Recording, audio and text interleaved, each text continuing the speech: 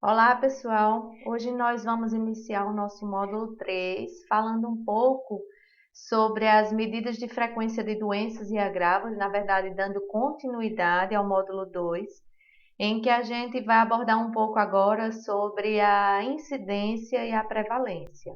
Eu disse a vocês que o conhecimento da aula passada era fundamental para o entendimento do que seria a incidência e a prevalência, porque hoje nós vamos aplicar o conhecimento que aprendemos anteriormente sobre taxas, né? Para que a partir daí a gente possa começar a compreender como é que se criam os indicadores de morbimortalidade que nós vamos conhecer na próxima aula, tá certo?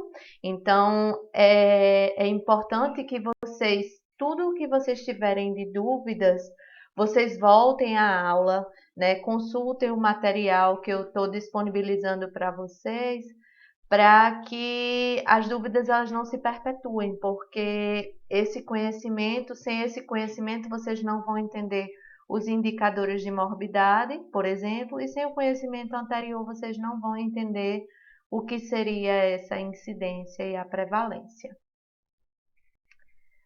Bom, primeiramente vamos falar da incidência. A incidência ela indica a frequência de novos casos ocorridos em um certo período, em uma população específica, em uma área definida. Ou seja, a incidência ela trata da frequência de casos novos, de casos diagnosticados ou confirmados. Ela expressa uma mudança no estado de saúde, é uma medida bem dinâmica. E a simples quantificação do número de casos de uma doença sem fazer referência a uma população de risco pode ser utilizada para dar ideia da magnitude do problema de saúde ou da sua tendência em curto prazo em uma população, como por exemplo, durante uma epidemia. Vamos para a prática. O que seria essa incidência na prática? Tá? A gente está vivendo a pandemia do coronavírus. Feito, a gente vai ver aqui, tá? Nós estamos vivendo a pandemia do coronavírus. Esse gráfico eu mostrei na aula passada e eu trouxe novamente agora para resgatar. Nesse gráfico, ele traz o número de casos novos da doença. Ou seja, aqui, nesse momento do tempo, não são pessoas que permaneceram doentes. Ou seja, não eram pessoas que já estavam doentes e que continuaram doentes aqui, não. São número de casos diagnosticados. Esses casos diagnosticados são os casos incidentes. Ela é uma medida dinâmica porque, na medida em que os casos aumentam, a curva aumenta. Na medida que os casos diminuem, a curva diminui. A curva diminui, certo? E o que foi que eu falei para vocês anteriormente? Os dados brutos, por si só, eles não têm um valor tão grande quando eles são vistos de forma isolada. Porém, quando a gente coloca isso num gráfico, esses dados brutos eles são importantes para a gente traçar um comparativo, né? Para a gente medir também o comportamento da doença durante um cenário de epidemia ou de pandemia, como a gente está verificando. Por meio dos casos incidentes, a gente consegue ver que a taxa, né, de incidência, que a incidência, na verdade, a taxa de incidência não, tá, gente? Eu vou falar mais na frente o que seria essa taxa de incidência, mas que os casos incidentes, eles estão aumentando nos Estados Unidos, eles estão começando a atender uma estabilização aqui no Brasil, eles estão aumentando na Índia. Isso reflete a velocidade do contágio da doença, tá? De maneira isolada, esses dados brutos, eles não refletem muita coisa, mas aí quando a gente coloca num gráfico, a gente consegue compreender o comportamento da doença, certo? Porém, na maior parte das vezes, é importante que a gente venha a calcular a chamada taxa de incidência. O que seria a taxa de incidência? Ela refere-se à probabilidade ou ao risco de um indivíduo da população vir a desenvolver a doença num período específico de tempo. O que seria isso? Tá? Ela mede a frequência ou a probabilidade de casos novos da doença na população. Ela mede o risco dessa população ela vir adoecer. De um total da população, quantas dessas pessoas elas correm o risco de adquirir a doença? Ela se constitui uma peça fundamental nos estudos de fatores de risco das doenças, considerando-se que a alta incidência significa um alto risco de acometimento pessoal ou comunitário, no âmbito do coronavírus, que a gente tem vivenciado a pandemia. A taxa de incidência, ela mede o fator de risco de uma comunidade ou de uma pessoa, ela vir a adquirir a doença. A mesma coisa nos casos de influenza. A taxa de incidência ela mede a probabilidade ou risco dessas pessoas virem a adquirir a doença. E o que seria essa taxa de incidência? Resgatando o conhecimento da aula passada, o que é taxa? É o número de casos dividido por população de risco vezes 10 elevado a n. Consequentemente, a taxa de incidência, quem são os casos? São os casos novos do evento, certo? Então, na taxa de incidência, o numerador ele é classificado como casos novos do evento estudado em um dado período de tempo. No denominador vai entrar a população de risco. População de risco de quê? De vir a desenvolver esses casos, certo? E aqui, vezes 10 elevado a n, é a base 10, são os múltiplos de 10, como eu falei, para facilitar a compreensão. Como eu falei na aula passada, quando a gente divide o numerador pelo denominador, dá um número decimal muito difícil de compreender. E na prática a gente fica sem ter como fazer uma interpretação correta. Mas a gente, quando multiplica vezes 10 elevado a n, ou seja, vezes 10, vezes 100, vezes 1000, a gente facilita essa compreensão. Vamos para a prática aqui. Nesse exemplo 1, no ano de 1996, foram confirmados 2.490 casos de dengue no estado de Brasilândia, cuja população nesse ano era de 9.003.804 habitantes. Qual foi o coeficiente de incidência de dengue em Brasilândia em 1996? Antes da gente iniciar a resolução da questão, eu vou extrair as informações para que vocês percebam que a gente está tratando de taxa de incidência. Primeiramente, o período de tempo bem definido. Aqui a gente escolheu o ano de 1996, certo? Eu preciso definir o tempo previamente. Quando eu digo foram confirmados 2.490 casos, se eu confirmo, se tratam de casos novos, ou seja, casos incidentes. Essas pessoas passaram a ter a dengue a partir desse momento. Então, o número de casos novos de dengue, que são os casos incidentes, que vai ser o nosso numerador, é 2.490 casos de dengue. A população de risco é todo mundo que pode vir a ter a dengue, que é 9.003.804, certo? Então, a população de risco de desenvolver esses casos é todo mundo, porque todo mundo pode vir a desenvolver a dengue. E aí a gente tem o coeficiente de incidência ou a taxa de incidência, que é o número de casos novos, dividido pela população de risco, que é toda a população, vezes 10 elevado a n, que pode ser qualquer múltiplo de 10. Nesse caso, para cada 10.000 pessoas que poderiam vir a ter a doença, 2,76 foram contaminados. É assim que a gente interpreta a taxa de incidência.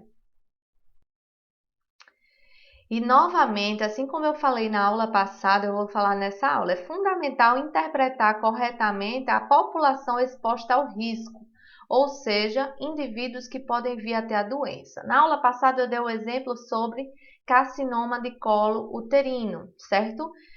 Eu falei para vocês que quem tem útero são as mulheres, então quem pode vir a adoecer são as mulheres. Então, se a gente coloca os homens na contagem da população de risco, isso não reflete a situação real de risco de vir a ter a doença, né? Então, quando eu coloco todas as mulheres, eu coloco dentro do total de mulheres quantas podem vir a ter a doença.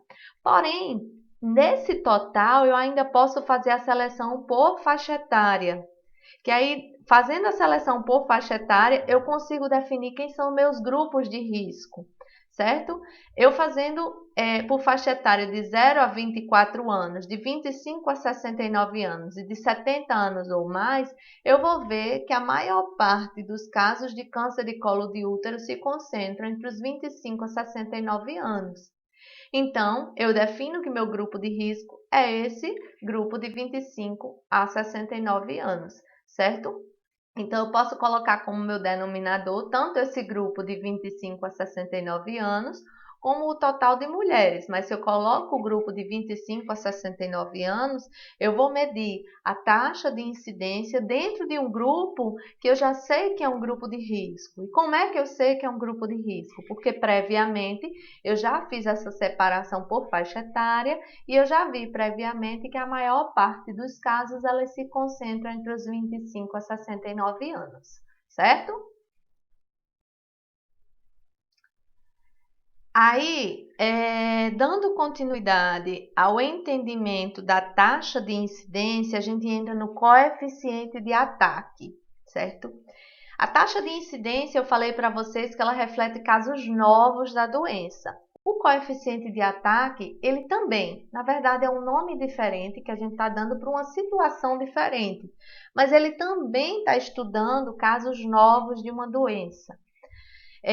O coeficiente de ataque ele é aplicável a surtos e a epidemias, logo no momento da eclosão, durante sua evolução, certo? E daí, com isso, nesses casos específicos, o coeficiente de incidência ele recebe a denominação de coeficiente de ataque, tá?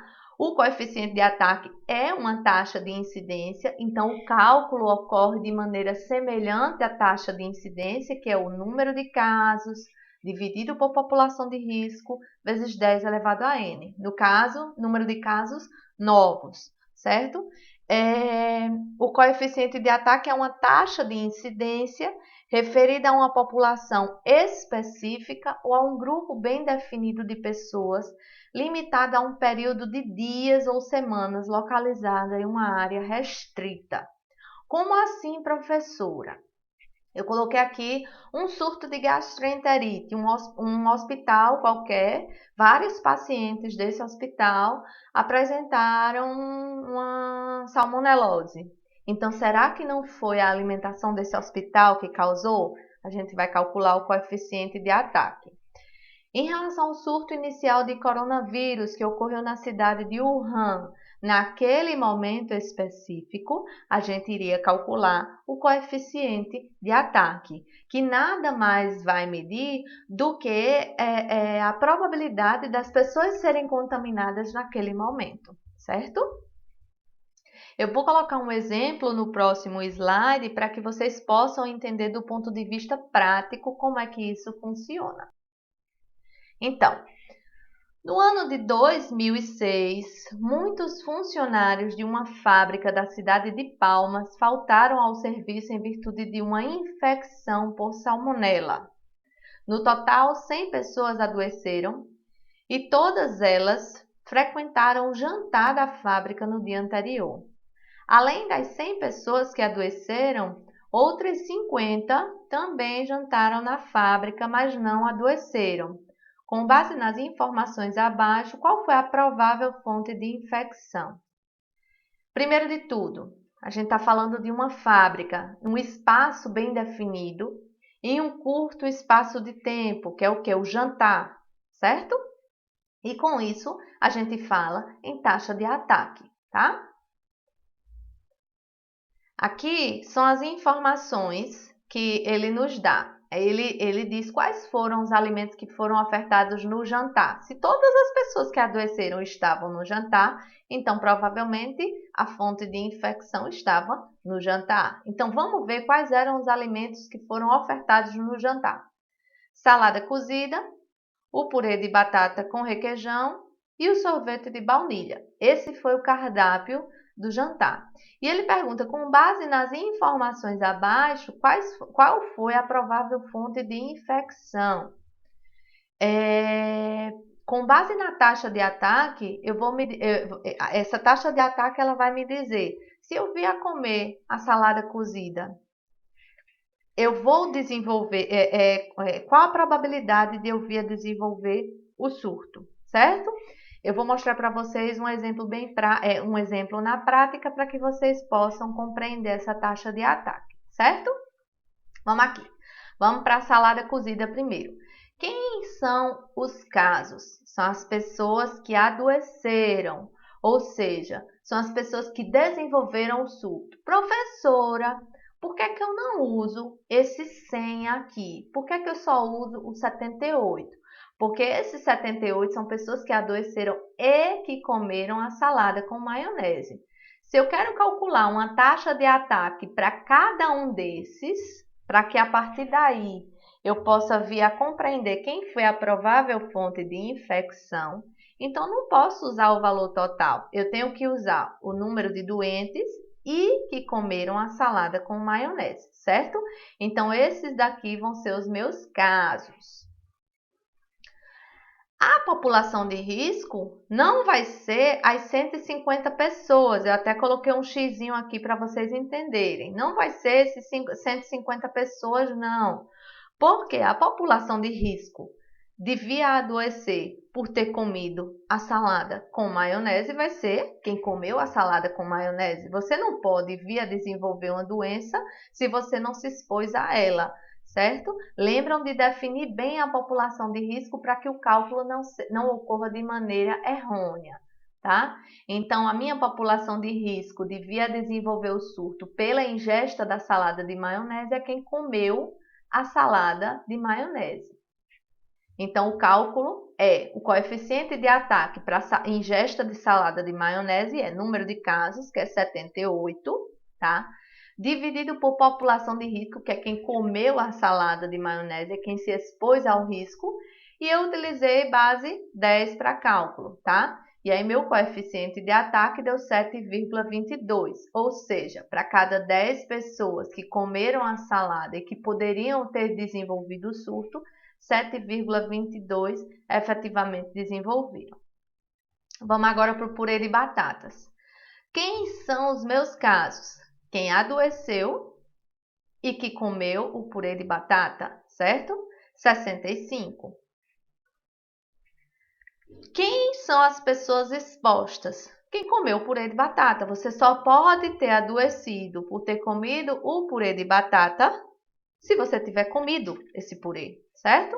Então, vamos aqui, vamos para o coeficiente de ataque 2. Número de casos, 65, dividido por população de risco, que é 80, vezes 10. Se eu usei base 10 aqui em cima e eu estou comparando, eu também tenho que usar base 10 aqui embaixo. E deu 8,12, ou seja, para cada 10 pessoas que comeram o purê de batata e que poderiam ter adoecido, 8,12 realmente adoeceram. O sorvete de baunilha, certo? Quem são os meus casos? Pessoas que estavam doentes e que comeram o sorvete, ou seja, os 56. A população de risco de ter adoecido por ter ingerido o sorvete de baunilha é quem comeu o sorvete. Então, aqui, certo? Então, o número de casos, que é 56, dividido por população de risco, que é 96, vezes base 10, porque eu estou comparando, tá? E aí deu 5,83. Então, a minha provável fonte de infecção foi o purê de batata, porque ele apresenta maior taxa de ataque. Como está bem próximo o purê de batata com a salada com maionese, eu diria que a taxa de infecção tanto esteve no purê de batata como na salada de maionese. Talvez o quantitativo de salmonela, né, a carga de salmonela no purê de batata estivesse maior, mas talvez também a salada estivesse contaminada. Eu digo talvez, gente, porque isso a gente só sabe mediante uma análise estatística. Mas isso aqui foi só para vocês entenderem na prática para que essa taxa de ataque ela vai servir. E eu botei aqui a provável fonte de infecção foi o purê de batata, porque aumentou maior taxa de ataque. E a gente entra no conceito de prevalência. A prevalência, ela nada mais é do que um acúmulo, um estoque da doença. Eu até coloquei aqui, ela traz uma ideia de acúmulo, uma ideia de estoque. Ela indica a magnitude com que a doença ela permanece na população, certo? Um exemplo, casos de diabetes tipo 2 no ano de 2019. As pessoas acometidas pelo diabetes tipo 2 são os casos novos no ano de 2019, certo? Então, os casos novos são os casos incidentes. As pessoas que estiveram doentes pelo diabetes tipo 2 no ano de 2019 são os casos prevalentes. Se elas estiveram doentes, eu também vou contar como casos prevalentes esses casos novos e também os casos antigos. Vamos passando que aí vocês vão compreendendo o que é que eu estou querendo dizer. É mais utilizado para doenças crônicas de longa duração, como hanseníase, tuberculose, AIDS, o diabetes. Porém, não significa que para doenças de curta duração a gente também não possa falar de prevalência, tá, gente? Mas ela é mais utilizada para doenças de longa duração. Por quê? Porque se eu falo de prevalência em doenças de curta duração, eu tenho que me referir a um curto espaço de tempo. E normalmente os estudos, eles demonstram um período de um ano, um período de meses. Mas quando a gente pensa numa doença aguda, como uma gripe, ela vai durar dias. Então, se eu quero saber a prevalência da gripe, eu tenho que me referir a dias. E é muito pouco dias. Entende? Por isso que eu falo que a prevalência ela é mais utilizada para doenças de longa duração. Vamos pegando aqui a hanseníase. Os casos prevalentes de hanseníase em um determinado mês, vamos supor, o mês de janeiro de 2019, eu vou pegar tanto as pessoas que foram diagnosticadas com hanseníase naquele determinado mês, como as pessoas que já estavam doentes, certo? Então, a prevalência, ela diz a força com que a doença permanece nessa população. Ela possibilita realizar comparações e análises do quadro sanitário de diferentes populações. Ou seja, ela tem como medir como essa doença ela vai permanecendo em cada situação e isso tem como me dar uma avaliação concreta, por exemplo, de avaliação dos serviços de saúde, porque se eu tenho serviços de saúde mais desenvolvidos, serviços de saúde que sejam resolutivos, a prevalência da tuberculose, um exemplo, vai diminuir porque o tempo de doença, ela diminui. Então, ela me permite traçar um comparativo dos serviços e do quadro sanitário de diferentes populações. Mas o que seria essa taxa de prevalência?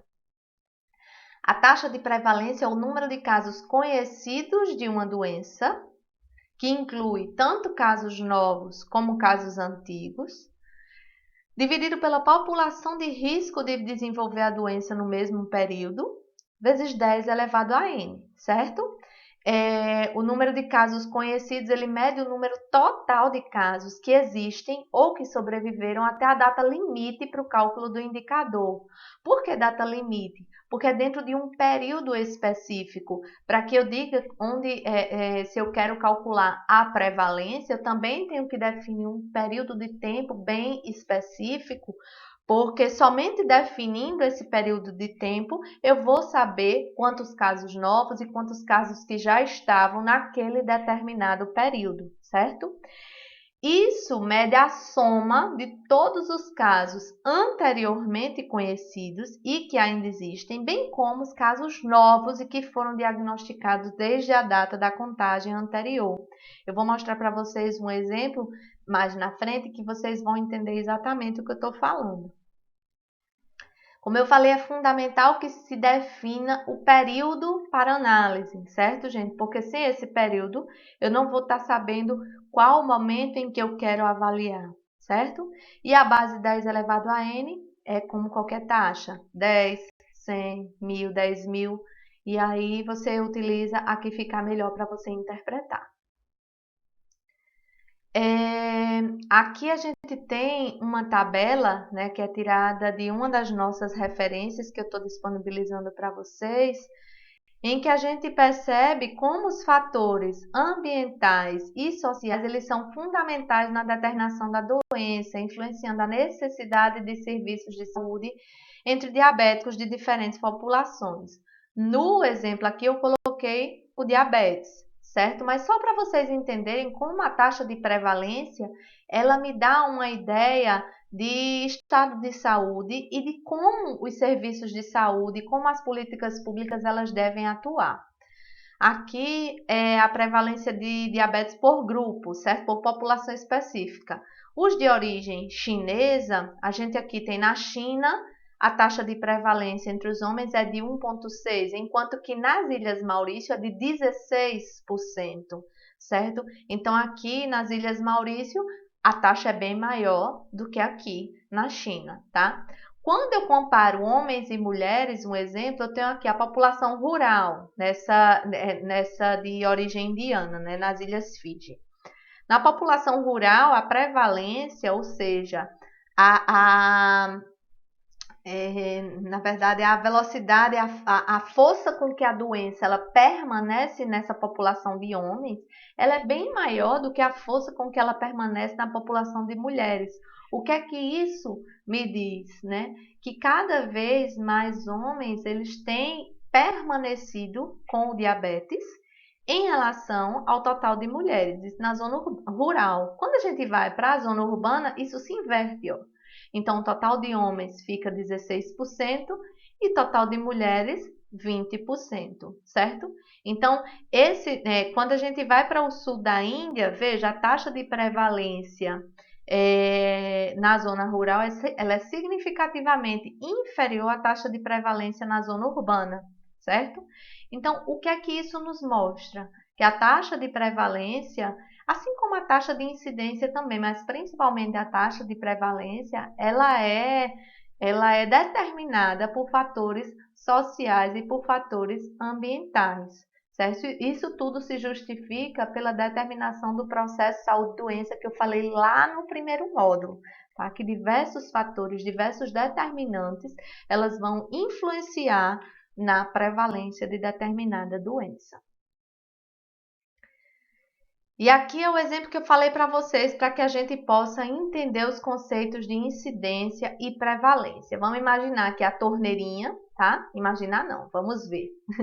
A torneirinha, aqui eu tenho um aquário, certo? E aqui a água, tá? E aqui eu tenho uma abertura no meu aquário.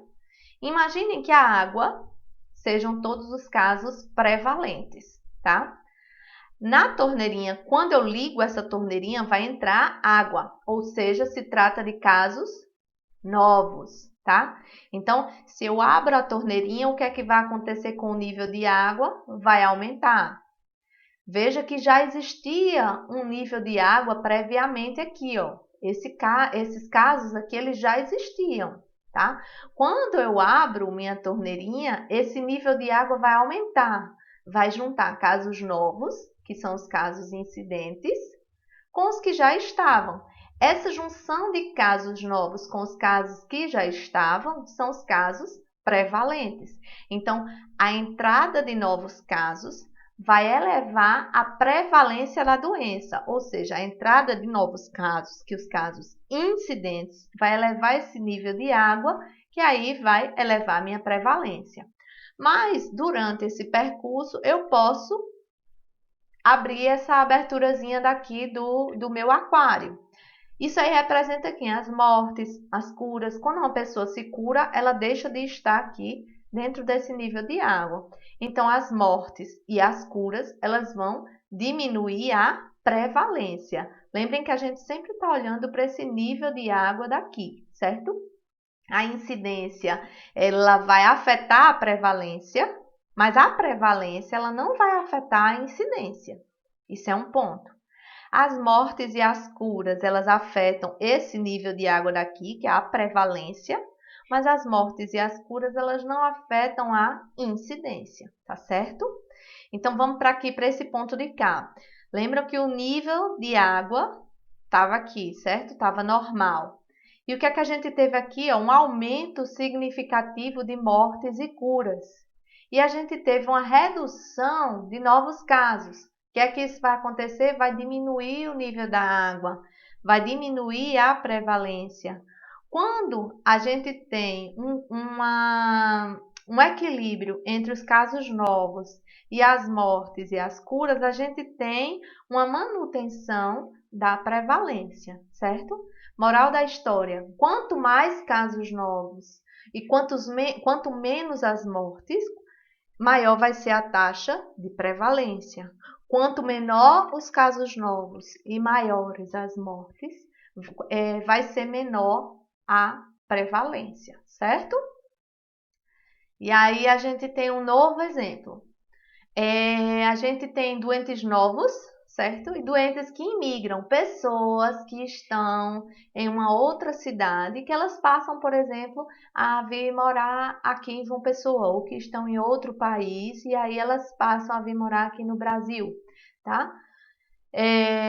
Tudo isso são casos novos, certo? Se elas imigram, são casos novos. Casos novos não é no momento em que elas foram diagnosticadas. Casos novos é a partir do momento em que elas passam a contar como um caso, certo? Os casos novos, eles vão subir o nível da água, vão subir a prevalência, vão aumentar a prevalência. Então, se eu tenho, quanto mais casos novos eu tenho, maior a minha prevalência. E aí eu tenho torneirinha aqui que significa os óbitos, pessoas que saíram daqui, que foram morar em outros locais, e as curas. Então, quanto maior a cura, a emigração e os óbitos, menor vai ser a prevalência. Se eu tenho um equilíbrio entre essa aguinha que sai daqui de baixo e essa que entra, eu tenho uma manutenção da minha prevalência.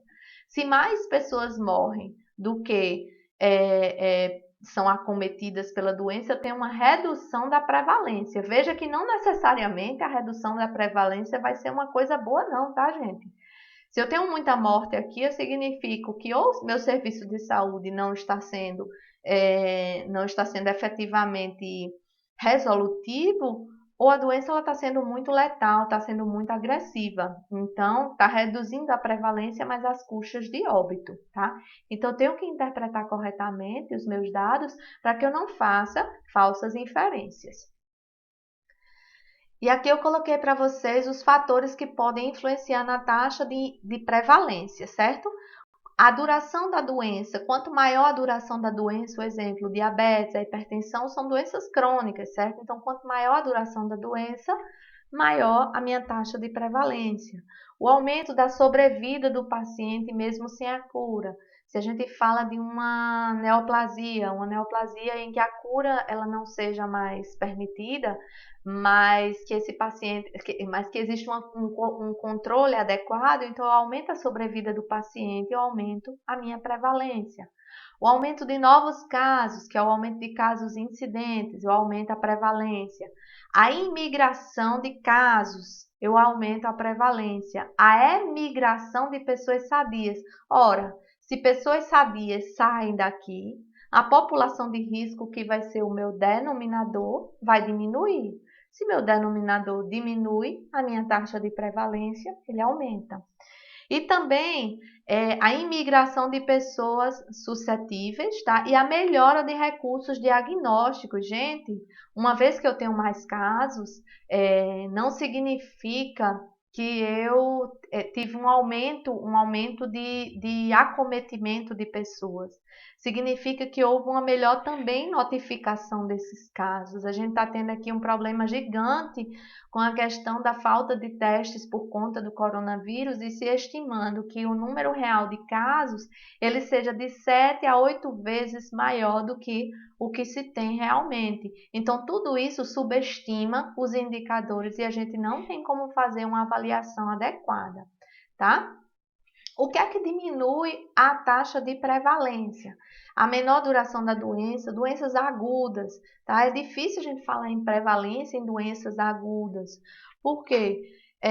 Ora, eu não tenho como medir num longo espaço de tempo a prevalência de uma doença aguda. Então, para eu falar em doença aguda, eu tenho que, e falar em prevalência, eu tenho que me referir a dias, e isso normalmente não ocorre, tá? Maior letalidade da doença, ou seja, o quão agressiva a doença é. A redução de casos, a diminuição da incidência, como por exemplo, a gente tem, deixa eu ver, a redução significativa dos casos de sarampo no Brasil. Isso. Uma vez que eu tenho redução significativa de casos de sarampo, com certeza a taxa de prevalência vai diminuir. Redução de casos de AIDS aqui no Brasil, então a taxa de prevalência diminui. A imigração de pessoas sadias, ou seja, a saída na verdade, a entrada de pessoas sadias aqui, né, que eu vou aumentar o meu denominador e, consequentemente, eu aumento a população de risco e, com isso, eu diminuo a prevalência. E a emigração de casos, ou seja, a saída de pessoas doentes para outros locais. E, lógico, gente, o aumento da taxa de cura. A AIDS, por exemplo, é uma doença que não tem cura, certo? Então, cada vez mais quanto mais pessoas elas são acometidas pela doença, eu vou juntar os casos antigos que eles não vão se curar, eles só vão morrer, né, ou vão emigrar. Mas à medida que eu aumento os casos novos, aumenta a minha prevalência. Mas aí, se eu encontrar a cura da doença, as pessoas que já estavam doentes, elas vão deixar de ser doentes, né? E com isso tudo, a gente tem uma redução da prevalência. Então, a relação entre a incidência e a prevalência varia entre as doenças. Uma mesma doença ela pode apresentar uma baixa incidência e alta prevalência, como, por exemplo, o diabetes. Não é todo dia, nem toda hora, que nós viemos a ser acometidos pelo diabetes, né? Muitas pessoas elas são acometidas, mas não é feito a gripe, um exemplo. Então, ela é uma doença muito prevalente, porque o número de casos novos não é tão grande, apesar disso, ela é uma doença crônica, certo? Então, ela tem uma alta prevalência. Ou mesmo uma alta incidência e baixa prevalência, como eu disse para vocês aqui no caso de uma gripe comum, né? O número de casos novos é muito alto, mas a cura também é alta, né? Isso implica dizer que o resfriado ocorre mais frequentemente que o diabetes, mas por um curto período de tempo, enquanto que o diabetes aparece menos frequentemente, mas ao longo de um período de tempo. Aqui eu trouxe a diferença entre a incidência e a prevalência. No numerador da incidência eu tenho casos novos da doença, no numerador da prevalência eu tenho casos existentes, tanto os casos novos como também os casos antigos. O denominador de ambos é a população de risco.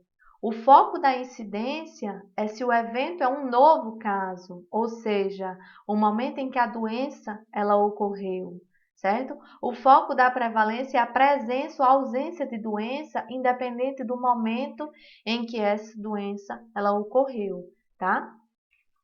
A utilização ela expressa o risco de tornar-se doente na incidência, enquanto que na prevalência ela estima a probabilidade da população estar doente no período de tempo em que o estudo ele é realizado. Eu coloquei aqui um exemplo bem interessante para vocês entenderem qual a diferença entre taxa de incidência e taxa de prevalência. No ano de 2008, a região Nordeste apresentou a maior prevalência de tuberculose em relação às demais regiões brasileiras. Nesse período, 2.506 indivíduos estavam em tratamento desde o ano anterior. 320 doentes se curaram e 1.500 pessoas foram diagnosticadas com a doença naquele período. Qual a taxa de incidência e prevalência de tuberculose na região Nordeste no ano de 2008. E a população naquele ano, eu não coloquei aqui o ano, mas é em relação ao ano de 2008, tá, gente? Era de 53.088.499. Ora, primeiro a gente precisa definir o que é incidência e o que é prevalência. Incidência, a taxa de incidência, eu tenho que identificar os casos novos no meu numerador, certo? Então, aqui eu tenho que 2.506 indivíduos estavam em tratamento desde o ano anterior, são casos antigos, ou seja, não são casos incidentes. 320 doentes se curaram, ou seja, não se tratam de casos novos. E 1.500 pessoas foram diagnosticadas, certo? Com tuberculose. Isso sim são os casos novos, certo? Então, os casos incidentes são os casos novos. E aí a gente vai para o cálculo da taxa. A taxa de incidência, a gente tem o número de casos novos, que é de 1.500, que são pessoas diagnosticadas com a doença. A população de risco de vir a desenvolver a tuberculose é toda a população do Nordeste. E com isso a gente tem o coeficiente de incidência, que é 1.500, que são os casos novos, dividido por população de risco, vezes, eu escolhi aqui a base 100.000 porque fica melhor para interpretar, que dá 2,82. Ou seja, para cada 100.000 pessoas que poderiam vir a ter a doença, a desenvolver a doença, 2,82 realmente desenvolveram. E como seria o cálculo da prevalência, certo? Na taxa de prevalência, nós temos que identificar primeiramente os casos prevalentes. O que seriam os casos prevalentes? A gente tem os casos antigos, as pessoas que estavam doentes previamente e que permaneceram doentes no momento do estudo, que é em 2008, que é 2.506. A gente tem que 1.500 pessoas elas adquiriram a doença, ou seja, a partir daquele momento elas também passaram a ter a doença. E a gente tem que 320 pessoas se curaram. Então, o que seriam esses casos prevalentes? É os 2.506, que representam os casos antigos, mais os 1.500, que são os casos novos, menos as pessoas que se curaram, porque os casos prevalentes são as pessoas que estavam doentes, que incluem casos novos e antigos, menos cura, menos óbito, tá? Isso dá um total de 3.686. E com isso, o coeficiente de prevalência, a gente tem casos prevalentes, que é esses 3.686, dividido pela população de risco, que é toda a população, que toda a população do Nordeste ela pode vir a ter a doença, vezes a base 100.000. E com isso, a gente tem um coeficiente de 6,94. O que é que a gente tem aqui?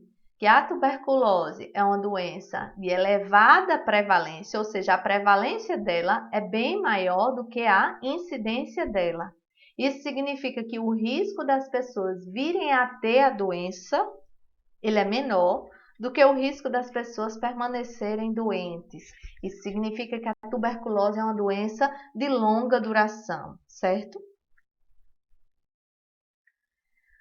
Nesse caso aqui, eu peguei o exemplo da prevalência e taxa de detecção de hanseníase no Brasil. Professora, a senhora vai vir com uma outra definição, que é a taxa de detecção. Gente, taxa de detecção, ela está dizendo aqui, mas isso aqui é, em linhas gerais, a taxa de incidência. Por que ele fala taxa de detecção?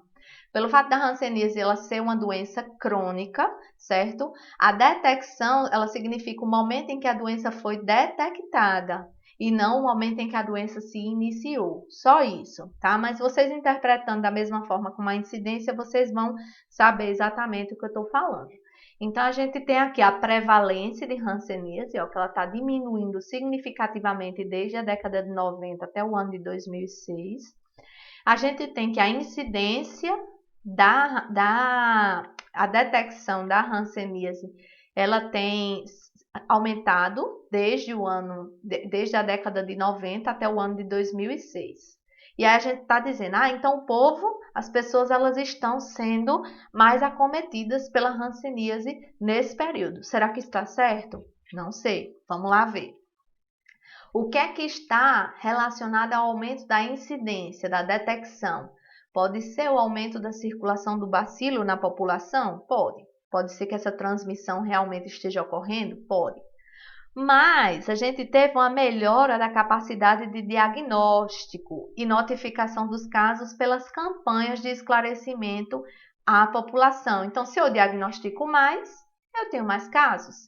E além disso, A capacitação dos profissionais para reconhecer e diagnosticar a doença. A gente tem que lembrar que na década de 90, muitas vezes as pessoas eram acometidas pela hanseníase e demorava muito tempo até elas virem a ser diagnosticadas pela doença, certo? Então, tudo isso, a melhora do sistema de saúde em termos de vigilância e de critérios diagnósticos, ela também contribui para aumentar a incidência. Não necessariamente significa que está ocorrendo um aumento da transmissão do bacilo na população, certo?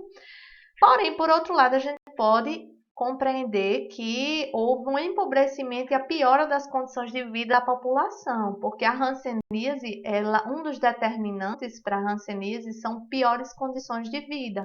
Então, pode ser que isso tenha ocorrido, ou seja, houve um aumento da circulação do bacilo, mas principalmente pela piora das condições de vida dessa população. Agora a gente vai compreender os motivos relacionados à redução da prevalência, certo? Pode ser que tenha havido uma diminuição importante do tempo de tratamento da doença pela introdução da poliquimioterapia. Antes da década de 90, lá atrás, existiam os leprosários, e aí as pessoas que tinham hanseníase, elas ficavam isoladas porque a doença não tinha cura. Então, se o tratamento ele inicia, eu diminuo a prevalência. E se ocorre uma diminuição do tempo de tratamento pela introdução de algo em especial, no caso aqui, pela introdução da poliquimioterapia, então isso tudo vai diminuir a prevalência. Além disso, houve o procedimento de alta estatística. O que significa essas altas estatísticas? À medida em que os critérios de vigilância epidemiológica eles vão melhorando, certo? Pessoas que estavam em tratamento antes e que por algum motivo não foram retirados dos dados. E aí, após uma revisão dos dados, se viu que aquelas pessoas não estavam mais doentes, a gente faz o procedimento que a gente chama de alta estatística, ou seja, aquela pessoa passa a não ser mais contabilizada como um caso. Por quê? Porque houve perda de acompanhamento, porque aquelas pessoas já não estão mais na base de dados da gente, certo? E aí agora a gente vai entrar no conceito de letalidade. A letalidade, ela vai medir a severidade com que a doença ela atua, certo? Então, como assim a severidade com que a doença ela atua? Certo? Ela é definida como a proporção de mortes dentre aqueles doentes por uma causa específica em um determinado período de tempo. Como assim, professora? Ela vai medir o quão severa é a doença, ou seja, dentre aqueles que vêm a ter a doença, quantos morrem, certo? Se a gente vier a ser diagnosticado com ebola, eu tenho certeza que o desespero é muito grande em relação ao coronavírus. Por quê? Porque a gente sabe que a probabilidade da gente não morrer pelo coronavírus é muito maior do que a probabilidade da gente não morrer pelo ebola. Provavelmente, se a gente vier a ter o ebola, a probabilidade de morrer é muito maior. Então, o ebola é uma doença bem mais letal do que o coronavírus. Então, a letalidade nada mais é do que o número de mortes de uma doença dividido pelo número de doentes por determinada doença, vezes a base 100. Aqui a gente sempre utiliza a base 100 para o cálculo, tá certo? Um exemplo aqui que a gente deu, considerando os casos de morte por Covid no ano 2020, certo? Em qual dos países abaixo essa doença foi mais letal? A gente tem aqui nos Estados Unidos, Brasil, Índia e Rússia. Foi retirado daquela tabelinha que eu dei na aula do segundo módulo, certo, gente? Vamos aqui. Nos Estados Unidos eu tenho 151.451 mortes, eu tenho 4.461.585 doentes e eu multiplico por 100. Então, sempre é morte dividido por doentes daquela mesma causa vezes 100.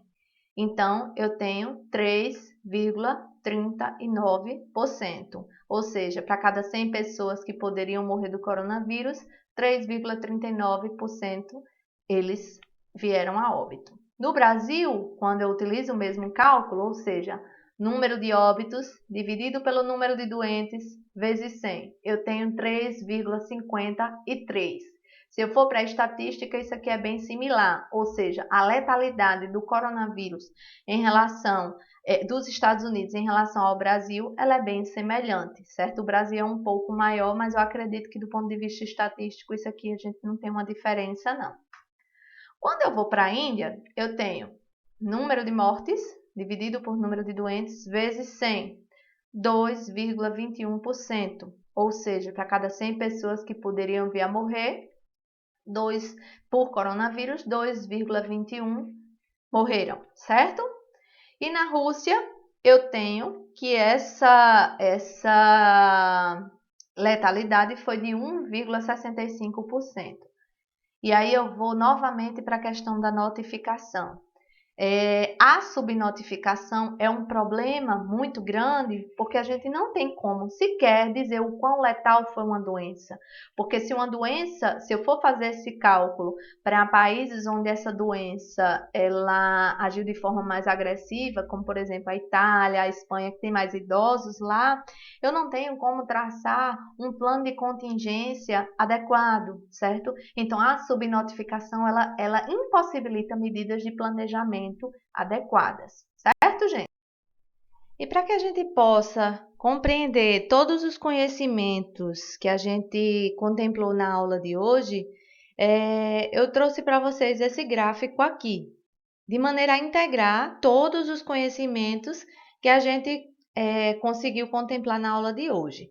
Mas antes de começar, eu vou explicar para vocês como é que funciona. Aqui representam pessoas acompanhadas, certo? Em um determinado estudo. E aqui é o período de acompanhamento desse estudo. Aqui é o tempo total de observação livre da doença em anos, certo? Então, o que é que a gente tem aqui? E as pessoas 1 e 2, elas nunca estiveram doentes, que elas são representadas por cinza, que é o período sem a doença. Assim também como a pessoa 4. A pessoa 3, ela esteve livre da doença até o ano 2, tá? E no ano 2 ela foi acometida pela doença e um pouquinho antes do ano 5 ela veio a óbito, tá? Aqui a legenda para vocês irem me acompanhando. A pessoa 5, ela foi acompanhada sem a doença até o ano 3, mas depois do ano 3 ela foi uma perda. Professora, o que é uma perda? Uma pessoa se mudou durante a pesquisa, a pessoa ela não quis mais participar da pesquisa durante o estudo, ela mudou de telefone, então tudo isso caracteriza perda no estudo. Já as pessoas 6 e 7, elas estiveram sem a doença até o ano 2 e a partir do ano 2 elas foram acometidas por essa doença até o ano 7, ou seja, elas terminaram todo o acompanhamento acometidas pela doença. E com isso a gente vai primeiramente para a taxa de incidência. Como eu falei para vocês, antes de a gente definir o cálculo, a gente primeiro precisa definir o tempo que a gente quer, que tem que ser um período de tempo bem específico. E a gente colocou aqui taxa de incidência durante o acompanhamento. Durante o acompanhamento significa ao longo desses 7 anos. Se é taxa de incidência, primeiramente eu tenho que identificar os casos novos. Quem foi que adquiriu a doença ao longo desses 7 anos? 3 casos novos, certo? Quem é a minha população de risco de vir a ter essa doença? São todas essas pessoas, porque a questão não me deu nada dizendo que a doença era característica de uma população X, tá? A princípio, todas essas pessoas poderiam vir a ser acometidas por essa doença. E com isso, a taxa de incidência é número de casos novos dividido por população de risco, que é todo mundo. Eu utilizei aqui base 10, que dá 4,28, tá? Isso significa que para cada 10 pessoas que existiram naquele local e que poderiam vir a ser acometidos pela doença, 4,28 realmente foram acometidos. Já a taxa de prevalência, eu utilizei aqui o período bem definido no 5º ano, gente. E primeiramente, a gente precisa entender onde é que está o 5º ano. A gente tem que olhar aqui para os anos de acompanhamento e entender que o 5º ano é esse ano aqui, tá? Então, quem são meus casos prevalentes? São esses dois. Quem é minha população de risco? Ora, no 5º ano, a gente tem que ver, essa pessoa aqui, ela não está mais sendo acompanhada, certo? Então, eu não sei o que aconteceu com ela, então não vou incluir ela na minha população. Essa pessoa aqui, ela faleceu antes do 5º ano. Então, minha população de risco são todos os expostos, um óbito e uma perda, tá? No caso, a população de risco é retirado um óbito e retirado uma perda. Então, quem é minha população de risco? 1, 2, 3, 4, 5. E a minha taxa é 2 dividido por 5, tá? Porque 2 casos prevalentes, 5 minha população de risco, vezes 10, que dá 4, certo? E aí, para cada 10 pessoas que poderiam haver estar doentes, 4 realmente estiveram. E agora, partindo para o conceito de letalidade. Aqui, o período de tempo selecionado foi durante o acompanhamento. Lembrando que letalidade é diferente de mortalidade, tá? Letalidade é o quão agressiva é a doença. Quantas pessoas morrem dentro do total de doentes. Primeiramente, a gente vai identificar os óbitos. Aqui, um óbito. Quem foram as pessoas que estiveram doentes? 3 pessoas. E aí, a gente tem o cálculo da taxa. Um óbito dividido por 3 doentes, vezes 100, que dá 33,33. Ou seja, para cada 100 doentes, 33,33 morreram. Ou para cada 3 doentes, 1 morreu. Certo? Professora, como é que eu vou aplicar isso em pesquisa científica? É o ponto central. Mais na frente, vocês vão ver que eu vou falar para vocês sobre os tipos de estudos epidemiológicos. E aí, nos tipos de estudos epidemiológicos, a gente vai utilizar termos esses relacionados à incidência e à prevalência, que vocês precisam entender se a doença é prevalente, se a doença é mais incidente do que prevalente, para tentar identificar o tipo de estudo mais adequado. Isso é um ponto. Outro ponto também, eu vou mostrar para vocês estudos ecológicos. Nos estudos ecológicos, vocês trabalham com dados, com bases de dados secundários. Nessas bases de dados, vocês vão precisar calcular indicadores. Indicadores esses voltados à incidência e à prevalência. Então, vocês vão aplicar isso daqui para poder desenvolver os resultados de vocês. E é dessa forma que vocês vão utilizar isso dentro da pesquisa científica. Tá, gente? Bom, é isso. Vejo vocês na próxima aula e qualquer dúvida eu estou à disposição.